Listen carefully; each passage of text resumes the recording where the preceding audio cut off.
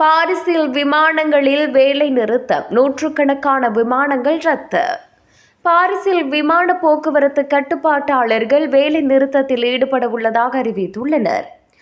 ஓர்லி சர்வதேச விமான நிலையத்தில் பணிபுரியும் கட்டுப்பாட்டாளர்களே வேலை நிறுத்தத்தில் ஈடுபட உள்ளனர். இன்று மற்றும் நாளை ஆகிய 2 நாட்களும் இந்த வேலை நிறுத்தம் இடம்பெறவுள்ளதாக அறிவிக்கப்பட்டுள்ளது.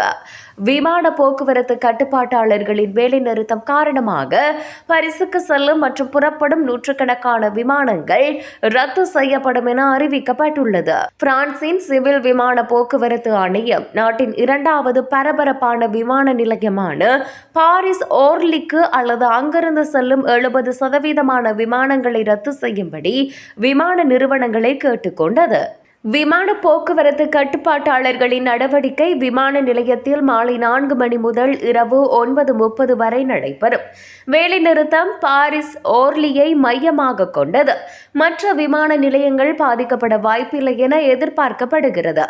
இந்த வேலை நிறுத்தம் காரணமாக பிரான்ஸ் வான்வெளியில் பறக்கும் விமானங்களும் பாதிக்கப்படலாம் என குறிப்பிடப்படுகிறது. முக்கிய விமான போக்குவரத்து கட்டுப்பாட்டாளர்களின் தொழிற்சங்கங்களில் ஒன்று வியாழனன்று அதன் உறுப்பினர்களை பாரிஸ் ஓர்லி விமான நிலையத்தில் இந்த வார இறுதியில் வேலைநிறுத்தம் செய்ய அழைப்பு விடுத்திருந்தது.